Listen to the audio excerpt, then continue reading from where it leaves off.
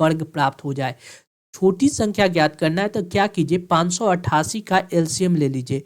588 का एलसीएम लेंगे तो कितना से 2 से लगाएंगे, 2 दूना 4, 9 दूना 18, 4 दूना 8, फिर कितना करेंगे 2 से लगा देते हैं, 2 से लगाएंगे 1, 4 दूना 8, 7 दूना 14, अब कितना 7 से लगा देते हैं तो 7 दूना 14, 7 या 21, एक मरते, अब कितना लग जाएगा 3, 7 से लगाएंगे 7 या 21, 3 मरते। अब देखिए ये दो तो दो पेयर बना रहा है यानी बढ़ गए, ये 7 और ये 7 भी पेयर बना रहा है, लेकिन यह 3 के लिए 1 और 3 से अगर हम मल्टीप्लाई कर दे तो वह संख्या क्या होगा, पूर्ण वर्ग हो जाएगा।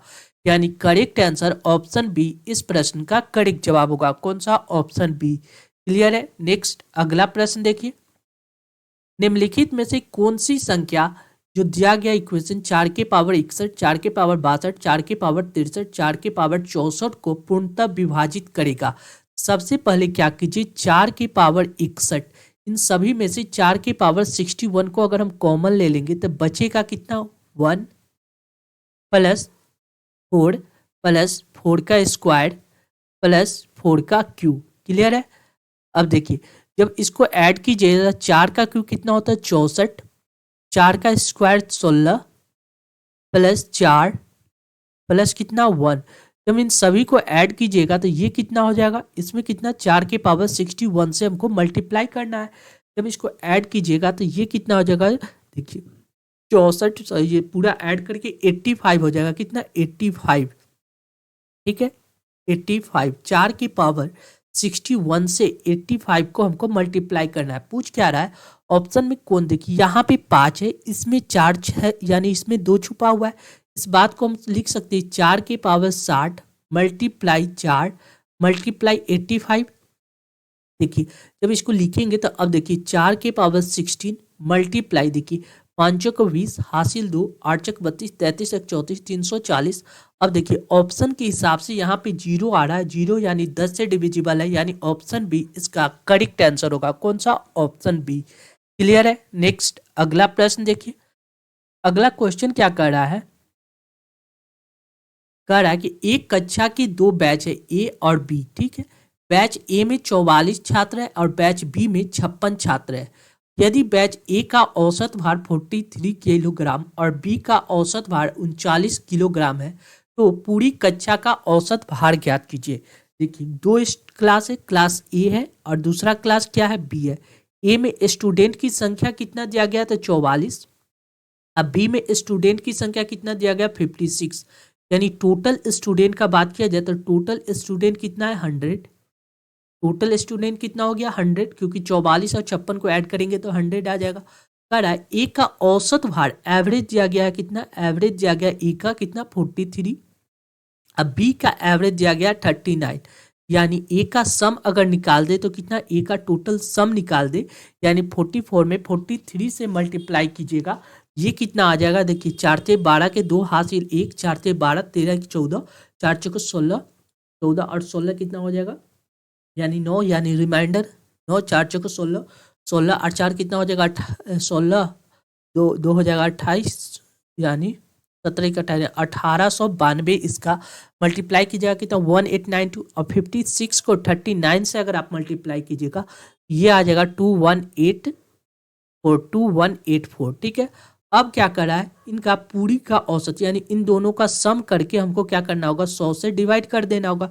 जब इन दोनों को ऐड कीजिएगा तो ये कितना हो जाएगा 4 2 6, 8 2 9 16, 1 17 के साथ हासिल 1, 8 1 9, 9 1 10 के 0 हासिल 1, 2 1 3, 3 और 1 कितना हो जाएगा 4, यानी 40 76 को हमको 100 से डिवाइड करेंगे तो एवरेज आ जाएगा 100 ये वाला संख्या, यानी टोटल एवरेज कितना आ जाएगा 14.76, यानी करेक्ट आंसर ऑप्शन बी इस प्रश्न का करेक्ट जवाब होगा। कौन सा, ऑप्शन बी। क्लियर है। नेक्स्ट अगला प्रश्न देखिए, यदि ए का भाग बी के 3/4 भाग के और बी का भाग सी के 1/2 भाग के तथा सी का भाग डी के 4/5 भाग के बराबर है तो A ratio B ratio C ratio D का मान ज्ञात कीजिए। देखिए ए का वैल्यू कितना दिया गया, ए का भाग बी के 3/4 के बराबर है। इस बात को हम लोग लिख सकते क्या, ए बटा बी बराबर हम लोग लिख सकते हैं 3/4, क्योंकि बी यहाँ पे मल्टीप्लाई में तो यहाँ डिवाइड में आ गया, यानी ए रेशियो बी हम लोग क्या लिख सकते हैं 3 रेशियो ए रेशियो बी लिख सकते हैं 3/4। आगे क्या कर रहा है, बी का भाग सी के भाग के 1/2 के बराबर है, यानी बी का जो भाग है वह सी के भाग के 1/2 के बराबर है, यानी सी यहाँ मल्टीप्लाई में है तो यहाँ डिवाइड में आ जाएगा। बी बटा सी हम लोग लिख सकते हैं कितना, 1/2, यानी अगर रेशियो में यहाँ सी के साथ रेशियो लगा दे, यहाँ लिख सकते 1, यहाँ पे 2। अब जब एक साथ कंबाइन रेशियो अगर इन तीनों का निकाला जाए तो देखिए 4 दूना 8, यानी 4, और यहाँ कितना हो जाएगा 3, यानी 3:4:8। आगे क्या कह रहा है, सी का भाग डी के भाग का 4/5 है, सी का भाग डी के भाग का कितना 4/5 भाग है, ठीक। तो सी डी यहाँ मल्टीप्लाई में तो डिवाइड में आ जाएगा, तो सी बाई डी हम लोग क्या लिख सकते हैं 4/5, कितना 4/5, यानी यहाँ सी रेशियो डी हम लोग निकाल सकते हैं। सी की जगह पे यहाँ पे 4 है, ये लिख सकते हैं, और डी की जगह पे यहाँ कितना 5। अगर इसमें 4 से मल्टीप्लाई कर 2 से मल्टीप्लाई कर दे तो रेशियो बराबर हो जाएगा, यानी करेक्ट रेशियो कितना आ जाएगा, देखिए 3 तो 3 है, 4 तो 4, सी की जगह पे कितना हो जाएगा 8, और डी की जगह पे कितना 10, यानी करेक्ट रेशियो 3:4:8:10, यानी ऑप्शन डी इस प्रश्न का करेक्ट जवाब होगा। कौन सा, ऑप्शन डी। क्लियर है। नेक्स्ट अगला प्रश्न देखिए, अगला क्वेश्चन कह रहा है ए और बी की आय का अनुपात 7:5 है। ए और बी क्रमशः 4,000 और 3,500 रुपया बचाते हैं। यदि बी का व्यय ए के व्यय का आधा है तो ए और बी की कुल आय ज्ञात कीजिए। कुल आय कितना, 7 और 5 कितना हो जाएगा 12, 12 का जो भी संख्या मल्टीपल होगा वही इसका करेक्ट आंसर होगा। केवल ऑप्शन सी इस प्रश्न का करेक्ट आंसर होगा। कौन सा, ऑप्शन सी, केवल सी, क्योंकि सी ही ऐसा प्रश्न है जो 12 का मल्टीपल है। अगर इसको बनाने के लिए कहा जाए तो देखिए कैसे बनाएंगे हम लोग, ए और बी के आय, आय में से अगर हम व्यय को घटा ले तो क्या बचेगा, बचत। आय में से बचत को अगर घटा लेंगे तो क्या बचेगा, व्यय बचेगा। आय कितना दिया गया, ए की आय दिया गया कितना 7x, और बी की आय कितना दिया गया है 5x, ठीक है। ए की आय में से अगर उनके बचत यानी 4,000 को घटा ले, अब बी के आय में से उनके बचत 3,500 को घटा ले तो यह क्या बच रहा है, व्यय बच रहा है। कह रहा है कि बी का व्यय ए के व्यय का आधा है, बी का जो व्यय है ए के व्यय का आधा है, ठीक, इसका आधा बी के बराबर है। अब इसको सॉल्व कीजिएगा तो यहाँ से x का वैल्यू निकल जाएगा। जब सॉल्व कीजिएगा तो देखिए 7x माइनस 4,000 बराबर क्या लिख सकते हैं, 5 दूना 10, 10x माइनस 35 दूना 70, यानी 7,000, ठीक। जब इसको x को एक तरफ लेंगे, ये 7 इधर आ जाएगा, 7,000 में से 4,000 घटेगा तो कितना आएगा 3,000। ये देखिए ये 7 इधर आके 10x में से घटेगा तो कितना हो जाएगा 3x, यानी x से 3 कैंसिल, यानी x का वैल्यू कितना हो गया 1,000। x का वैल्यू कितना आ गया 1,000। क्वेश्चन में पूछ रहा है कि ए और बी का कुल आय कितना है 7 और 5x, 7x प्लस 5x, 7 और 5 कितना हो जाएगा 12x, यानी 12x, और x का वैल्यू कितना आ गया 1,000, 12 गुने 1,000, यानी करेक्ट आंसर ऑप्शन सी इस प्रश्न का करेक्ट जवाब होगा कितना 12,000। क्लियर है, यानी ऑप्शन सी। नेक्स्ट अगला प्रश्न देखिए, एक बल्लेबाज अपने 15वें पारी में 4 रन बनाता है तो उसकी रन औसत से 3 रन कम हो जाती है। 14वें पारी तक उसका औसत रन कितना था, देखिए 14वें पारी तक उसने एवरेज x रन बना रहा था, कितना x रन, यानी उसने 14 पारी तक टोटल कितना रन बनाया 14 इंटू एक्स, टोटल रन इसने इतना बनाया। 15वीं पारी में उसने 4 रन और बना लिया, ठीक। आगे क्या हो रहा है, तो उनकी रन औसत से 3 कम हो गया। अब 15वीं पारी में क्या हुआ, उसका एवरेज x था तो अब नया एवरेज क्या हो x माइनस 3, और टोटल रन कितना, यह 15वीं पारी तक का एवरेज है, यानी टोटल 15 से मल्टीप्लाई कर देंगे तो टोटल रन निकल जाएगा। जब इसको सॉल्व कीजिएगा तो ये हो जाएगा 14x प्लस 4 बराबर 15x माइनस 15 या 45 45, यानी 15x इधर 45 इधर आके प्लस में आ जाएगा तो यहाँ 45 और 4 कितना हो जाएगा 49, 49 बराबर कितना हो जाएगा x, यानी x का वैल्यू कितना आ गया 49। x यानी कहने का मतलब 14वीं पारी तक उसका रन का औसत कितना था x था, x यानी 49 था, यानी correct answer option A. Next अगला प्रश्न देखिए, 4 वर्ष पहले श्याम की आयु राम की आयु का 3/4 था। क्या कर रहा है, श्याम की आयु राम की आयु, श्याम का जो आयु है वह राम के आयु का कितना था 3/4 था। कब था? यह 4 वर्ष पहले, यानी श्याम रेशियो राम लिख सकते हैं कितना? 3/4। यह 4 वर्ष पहले था। अब से 4 वर्ष बाद, यह देखिए, अब से 4 वर्ष बाद क्या हो रहा है? श्याम की आयु राम की आयु का 5/6 हो जाएगा। यानी श्याम की आयु, अब से यहां बाद वाला बात कर रहे हैं, श्याम की आयु क्या है? राम की आयु का 5/6 हो जाएगा। ठीक, यानी श्याम बटा राम कितना हो जाएगा? 5/6। कहने का मतलब पहले कितना था? 3/4। ठीक, अब कितना हो रहा है? ये पहले श्याम था, यहाँ पे राम था। अब यही कितना हो रहा है? 5/6 हो रहा है। यह कितना का डिफरेंस आ रहा है? इधर भी देखिएगा 3 और 2 5 का, इधर भी देखिएगा तो 4 और 2 6 2 का डिफरेंस आ रहा है। ठीक, कह रहा है क्या? यह कब हो रहा था? अब से 4 वर्ष पहले। यहाँ देखिए प्रेजेंट एज का बात किया, जब प्रेजेंट का बात कर रहे हैं। ठीक, यहाँ से 4 वर्ष पहले था और यहाँ से 4 वर्ष बाद, यानी 4 वर्ष पहले 3/4 था और 4 वर्ष बाद 5/6, यानी टोटल कितना का डिफरेंस आ गया? 8 वर्ष का। यहाँ यूनिट में कितना? 2 यूनिट का डिफरेंस आ गया, यानी 2 यूनिट का वैल्यू कितना दिया गया? 8, यानी 1 यूनिट का वैल्यू कितना हो गया? 4। यानी कहने का मतलब पहले, सबसे पहले श्याम की आयु कितना था? यानी 8, 1 यूनिट का वैल्यू 4, यानी 3 यूनिट का वैल्यू 12, 4 यूनिट का वैल्यू कितना हो जाएगा? 16। यह कब था? 4 वर्ष पहले। यानी यहाँ से प्रेजेंट आने के लिए 4 ऐड करना पड़ेगा, यहाँ से प्रेजेंट एज आने के लिए 4 ऐड करना पड़ेगा। 12 और 4 कितना हो जाएगा? 16, और 16 और 4 कितना हो जाएगा? 20। यानी पूछ क्या रहा है? श्याम की वर्तमान आयु। श्याम की वर्तमान आयु कितना? 16 वर्ष। यानी correct answer option C. Option C इस प्रश्न का करेक्ट जवाब होगा। कौन सा? क्लियर है? नेक्स्ट अगला प्रश्न हम लोग देखते हैं। अगला क्वेश्चन क्या कह रहा है? किसी चुनाव में 2 उम्मीदवार थे। विजेता उम्मीदवार को 52% मत प्राप्त हुए और वह 1800 मतों से चुनाव जीत गया। तो हारने वाले उम्मीदवार को कितना मत प्राप्त हुआ?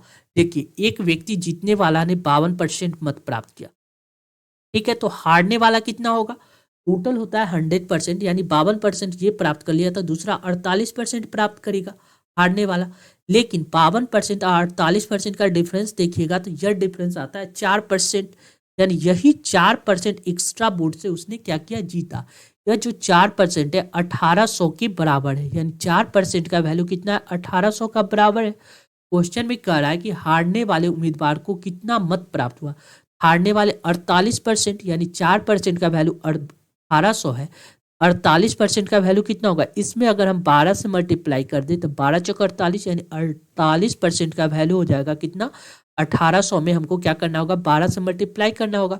00 12 × 96, 12 में टोटल 12 × 96, यानी 6 हासिल, 9 12 9 कितना हो जाएगा? 21, यानी 21600 इसका करेक्ट आंसर होगा। यानी ऑप्शन बी इस प्रश्न का करेक्ट जवाब होगा। कौन सा? Option B. क्लियर है? नेक्स्ट अगला प्रश्न देखिए। अगला क्वेश्चन क्या कर रहा है? 10% वार्षिक चक्रवृद्धि ब्याज की दर पर 2 वर्ष के लिए एक धनराशि निवेश किया जाता है। यदि ब्याज अर्धवार्षिक गणना की जाए तो इसमें 1762 रुपया अधिक ब्याज प्राप्त होता है। निवेश की गई धनराशि ज्ञात कीजिए। पहले 10% की दर से 2 वर्ष का 2 ईयर का क्या चाहिए? Compound interest. कंपाउंड इंटरेस्ट कितना होगा? 10% की दर से 2 वर्ष का कंपाउंड इंटरेस्ट 10 + 10 + 10 × 10/100, इस तरह से हम लोग निकाल सकते हैं, यानी कैंसिल 21%, यानी 2 वर्ष का कंपाउंड इंटरेस्ट कितना हो जाएगा? 21%। आगे क्वेश्चन में क्या कर रहा है? ब्याज की गणना कैसे करना है? तो अर्धवार्षिक करना है। किस तरह से? अर्धवार्षिक। अर्धवार्षिक कहने का मतलब दर को आधा करेंगे, यानी 10% है तो अब नया रेट कितना हो जाएगा? 5% की दर से। ठीक, पहले टाइम कितना था? रेट हो जाएगा 5% और टाइम पहले कितना था? 2 वर्ष था। अब टाइम कितना हो जाएगा? 4 ईयर, यानी 5% की दर से 4 वर्ष का कंपाउंड इंटरेस्ट निकाल देंगे, यानी इसी तरह निकालेंगे। यानी पहला कंपाउंड इंटरेस्ट 5 + 5 + 5 × 5/100 करेंगे। जब इसको सॉल्व कीजिएगा तो 5 दूना 10, 10.25 ये एक 5 वर्ष का। फिर अगला 5 वर्ष का निकालेंगे तो ये भी कितना आ जाएगा? 10.25, यानी 10.25 अगला 5 वर्ष का 10.25 + 10.25 दोनों को ऐड कर देंगे तो 4 वर्ष का निकल जाएगा, + 10.25 × 10.25 डिवाइड बाई 100। जब इसको सॉल्व कीजिएगा तो ये टोटल सॉल्व होकर आपको आ जाएगा कितना, 21.55। 21.55 कहने का मतलब पहले क्या था, पहले 21% इंटरेस्ट था कंपाउंड इंटरेस्ट, अब इंटरेस्ट कितना 21.55, यानी कितना ज्यादा इंटरेस्ट प्राप्त हो रहा है, तो 0.55 इंटरेस्ट ज्यादा प्राप्त हो रहा है। जबकि क्वेश्चन में कह रहा है कि हमको 0.55 नहीं 1762 ज्यादा प्राप्त हो रही है, यानी 0.55 का वैल्यू हो गया 1762, यानी 1% का वैल्यू कितना हो गया 1762 डिवाइड बाई 55। ये पॉइंट हटेगा तो ऊपर 100 से मल्टीप्लाई होगा। अब क्या पूछ रहा था, धन राशि ज्ञात के निवेश की गई, या निवेश कितना 100% करते, 1% का वैल्यू उतना है तो 100% निकाल देंगे, यानी 1762 डिवाइड बाई 55 मल्टीप्लाई 100। जब इसको सॉल्व कीजिएगा देखिए 55 से नियरेस्ट 32 मरते कंप्लीट कट जाएगा, 32 मरते, यानी करेक्ट आंसर 320000, यानी करेक्ट आंसर ऑप्शन बी इस प्रश्न का करेक्ट जवाब होगा। कौन सा, ऑप्शन बी। क्लियर है। नेक्स्ट अगला प्रश्न देखिए, अगला क्वेश्चन कह रहा है वह संख्या क्या होगा जो हमेशा 2 अंकीय संख्या और संख्या के अंकों के परस्पर बदलाव पर प्राप्त की गई संख्या के योग का गुणनफल ज्ञात कीजिए। 2 अंक की संख्या होता क्या है, तो आपको पता है 10x प्लस वाई, एक संख्या 10x प्लस वाई 2 अंक की संख्या। कह रहा है कि 2 अंक और उनके अंकों को परस्पर बदल दिया जाए। अब क्या क्या नया क्या हो जाएगा 10y प्लस x, ठीक। बाद में क्या करा परस्पर बदल और संख्या के योग, अब इन दोनों को ऐड कर देंगे, ऐड करेंगे तो 10x यहाँ है, 1x यहाँ है तो 11x हो जाएगा, प्लस 1 वाई यहाँ है, 10 वाई यहाँ है तो 11 वाई यानी 11y, यानी 11 कॉमन ले लेंगे तो क्या बचेगा x प्लस वाई। क्वेश्चन में पूछ रहा है कि उनकी गुणनखंड क्या है, तो उनका गुणनखंड कितना आ गया 11 आ गया, यानी correct answer option C, option C इस प्रश्न का करेक्ट जवाब हो जाएगा। नेक्स्ट अगला प्रश्न देखिए, एक दुकानदार अपनी वस्तु पर इस प्रकार मूल्य अंकित करता है कि वह 20% छूट देने के उपरांत भी उसको 8% का लाभ होता है। उस वस्तु का अंकित मूल्य ज्ञात कीजिए। हमको अंकित मूल्य ज्ञात करना है जिसका लागत मूल्य 500 रुपया है।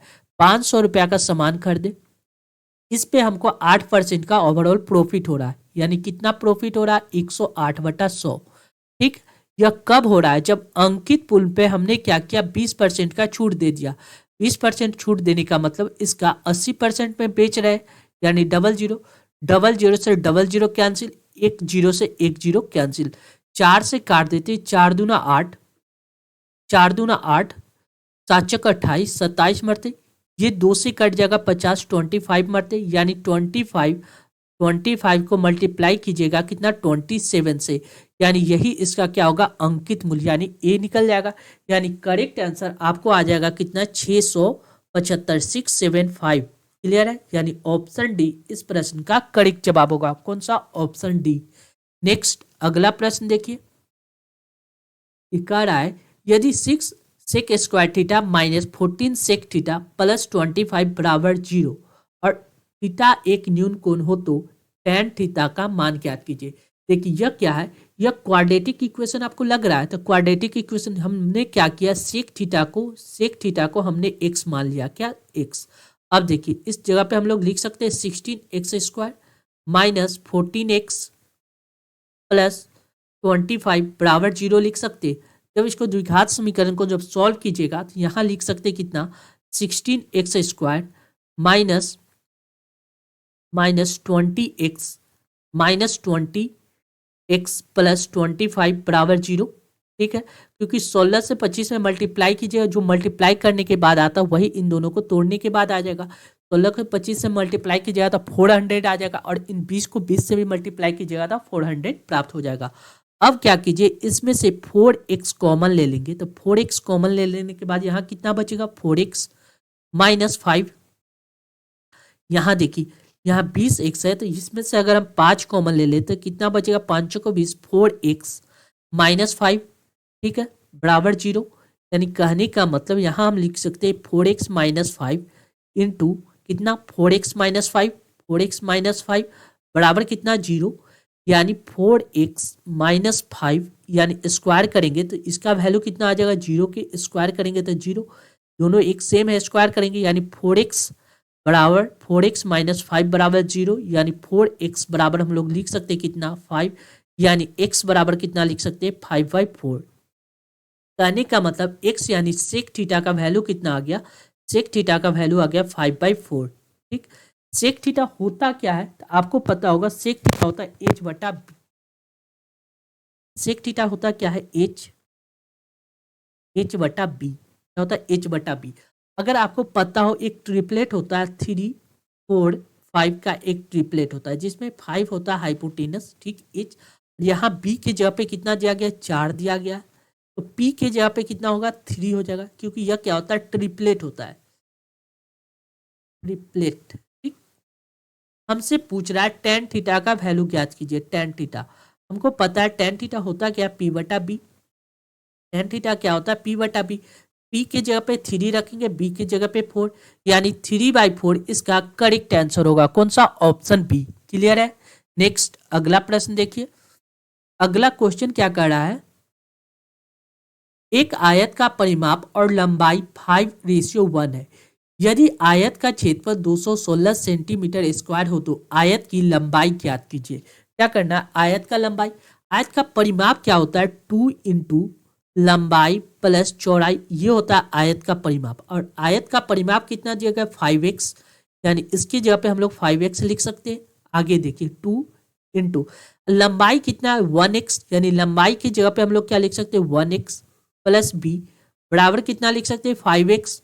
जब इसको सॉल्व कीजिएगा तो 2x प्लस बी बराबर हम लोग लिख सकते हैं 5x, यानी 2x plus B plus 2b, यानी 2b बराबर हम लोग क्या लिख सकते हैं 3x, यानी यह 2x माइनस में आ जाएगा, यानी b की जगह पे हम लोग क्या लिख सकते हैं x/2।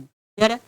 अब क्या कर रहा है, आयत का क्षेत्रफल क्या होता है, आयत का क्षेत्रफल हमको पता है लंबाई इंटू चौड़ाई होता है। क्या आयत का क्षेत्रफल क्या होता है, लंबाई इंटू चौड़ाई। आयत का क्षेत्रफल का बात किया जाए तो ये क्या होता है, लंबाई इंटू चौड़ाई। लंबाई को चौड़ाई से मल्टीप्लाई करना। लंबाई कितना दिया गया आप देख रहे हैं, लंबाई की दिया गया 1x इंटू चौड़ाई कितना दिया गया, b की जगह पे हम लोग लिख सकते हैं कितना 3x/2, और इसका क्षेत्रफल कितना दिया गया 216, कितना 216। अब देखिए 3 से काटिएगा तो 3 7 21, 7 मरते, 3 दूना 72 मरते, 2 से मल्टीप्लाई होगा तो 2 दूना 4, 7 दूना 14, 144। 144 बराबर क्या आ जाएगा x², यानी x का वैल्यू कितना आ गया 12, x का वैल्यू आ गया 12। कहने का मतलब आगे क्वेश्चन में क्या कहा, आयत की लंबाई, लंबाई कितना 1x यानी 1 मल्टीप्लाई कितना 12, यानी करे कितना आ जाएगा 12 सेंटीमीटर, यानी ऑप्शन सी, इस ऑप्शन ए इस प्रश्न का करेक्ट जवाब होगा। कौन सा, ऑप्शन ए। क्वेश्चन नंबर 14 क्या कर रहा है देखिए, यहाँ जो है 2 की पावर 2, 4 की पावर 2, 6 की पावर 2 और 20 प्लस डॉट डॉट डॉट 22 की पावर 2 को सिंप्लीफाई करना है। हमने क्या किया, यहाँ से 2 की पावर 2 को कॉमन ले लिया। 2 की पावर 2 कॉमन लेने के बाद क्या बचेगा, 1 की पावर 2 प्लस 2 की पावर 2 प्लस 3 की power 2 plus dot dot dot, last में बचेगा 11 के पावर 2, 11 के पावर 2। अगर हमको पता हो लगातार प्राकृतिक संख्या के वर्गों का योग का फॉर्मूला होता है n into n plus one into 2n+1/6, n into n plus one into 2n+1/6। अब यहाँ फॉलो करेंगे तो देखिए 2 की पावर 2 कितना हो जाएगा 4, मल्टीप्लाई देखिए इसके जगह पे हम लोग लिख सकते हैं n की जगह पे 11, नंबर ऑफ टर्म कितना 11, मल्टीप्लाई कितना 11 + 1 कितना हो जाएगा 12, मल्टीप्लाई कितना 11 दूना 22, 22 और 1 कितना हो जाएगा 23, यानी 23 डिवाइड बाय कितना 6 से हमको डिवाइड कर देना है। जब 6 से डिवाइड करेंगे तो 6 दूना 12, 4 दूना 8, 8 में 11 से मल्टीप्लाई करेंगे तो 88 में 23 से हमको मल्टीप्लाई करना पड़ेगा। 88 में 23 से मल्टीप्लाई कीजिएगा तो ये आ जाएगा 2024, यानी करेक्ट आंसर ऑप्शन ए इस प्रश्न का करेक्ट जवाब होगा। कौन सा, ऑप्शन ए। क्लियर है। नेक्स्ट अगला प्रश्न देखिए, निम्नलिखित में से कौन सा भिन्न सबसे बड़ा भिन्न है। सबसे बड़ा भिन्न ज्ञात करने के लिए हम लोग क्या करते हैं, क्रॉस मल्टीप्लाई करते हैं। पहले इन दोनों में क्रॉस मल्टीप्लाई करेंगे, देख ली 6/11 और यहाँ कितना दिया गया 13/18। 6/11 करने का मतलब 6 को 11 से बटा 11 दिया है 13/18, यानी 18 को 6 से मल्टीप्लाई करेंगे, 18 छक टोटल से यानी 108 और 11 में 13 से मल्टीप्लाई करेंगे तो 143 143 यानी ये छोटा है ये बड़ा है यानी इसके साथ आगे का चेक करेंगे यानी 13/18 के साथ हम लोग क्या चेक करते हैं 15/22 15/22 यानी 13 दूना 26 के 6 हासिल 2 13 दूना 26 27 से कटाई 286 और ये देखिए 18 25 90 हासिल 9 27 हो जाएगा 27 यानी 27 यानी 270 यानी इन दोनों में कौन बड़ा है ये बड़ा है यानी इसको हम लोग को छोड़ देना होगा। अब 13/18 के साथ हमको क्या चेक करना पड़ेगा 19/36 90/36 जब क्रॉस मल्टीप्लाई कीजिएगा 90 को 13 को 36 कीजिएगा तो ये आ जाएगा कितना 18 यानी 468 468 और यहाँ 18 को 19 से आ जाएगा 242 242 यानी इन दोनों में कौन सा बड़ा है ये छोटा इसको छोड़ दीजिए। इसके साथ अगला चेक करते 13/18 के साथ हम लोग क्या चेक करेंगे 25/33 25/33 को क्रॉस मल्टीप्लाई करेंगे 13 में 33 से मल्टीप्लाई कीजिएगा तो 439 आएगा कितना 439 और 25 में 18 से मल्टीप्लाई कीजिएगा तो 450 यानी करेक्ट इन दोनों में कौन सा बड़ा है ये बड़ा है यानी लास्ट आ गया यानी सबसे बड़ी वाली संख्या कितना हो जाएगा 25/23 यानी करेक्ट आंसर ऑप्शन बी इस प्रश्न का करेक्ट जवाब होगा कौन सा ऑप्शन बी। नेक्स्ट अगला किसी कार्यालय में कुल कर्मचारी का 5/8 भाग पुरुष कर्मचारी है तथा पुरुष कर्मचारी का 2/3 भाग स्नातक है ग्रेजुएट है तब महिला कर्मचारी का 4/5 भाग स्नातक है तो बताइए कार्यालय में कुल कर्मचारी का कितना भाग स्नातक नहीं है क्या है स्नातक नहीं है ये हमको ज्ञात करना है। तो देखिए टोटल कर्मचारी कुछ है उसका क्या कर रहा है 5/8 भाग पुरुष है यानी मेल की संख्या कितना दिया गया 5/8 तो फीमेल की संख्या कितना हो जाएगा फीमेल की संख्या अगर 3/8 आगे क्या कर रहा है तथा पुरुष कर्मचारी का 2/3 भाग स्नातक है क्वेश्चन में पूछ क्या रहा है स्नातक नहीं है 2/3 स्नातक है तो नहीं वाली संख्या निकालना होगा तो इसका 1/3 निकाल लेंगे 2/3 अगर स्नातक है तो नहीं वाली संख्या कितना हो 1/3 यानी 5 बटा कितना हो जाए 8×3 = 24 5/24 ठीक। अब फीमेल का बात किया जाए तो 4/5 भाग स्नातक है तो स्नातक नहीं है कितना 1/5 भाग यानी ये हो जाएगा 3/40। क्वेश्चन में क्या कर रहा है तो कुल कर्मचारी का कितना भाग स्नातक नहीं है यानी 1/24 प्लस कितना 1/3/40 को ऐड कर दीजिए। जब इसको ऐड कीजिएगा 24 और 40 का एलसीएम लीजिएगा तो ये कितना आ जाएगा 120 24 और 40 का एलसीएम 120 और 24 से ये कितना मरते 5 मरते कट जाएगा प्लस 4×3 = 12 3 मरते 3×9 यानी 5/24 से 120 कितना मरते कटेगा 24 बचे ऊपर कितना बच रहा है 5 बच रहा है ना यार 5/24 ना आ रहा है 5/24 यानी यहाँ हो जाएगा 25 5/24 यानी 25 + 9 यानी कितना हो जाएगा 34/120 34/120 जब इसको डिवाइड कीजिएगा एक का आधा कीजिएगा तो ये आ जाएगा कितना 17/60 यानी करेक्ट आंसर ऑप्शन डी इस प्रश्न का करेक्ट जवाब होगा कौन सा ऑप्शन डी। क्लियर है। नेक्स्ट अगला प्रश्न देखिए अगला क्वेश्चन क्या कर रहा है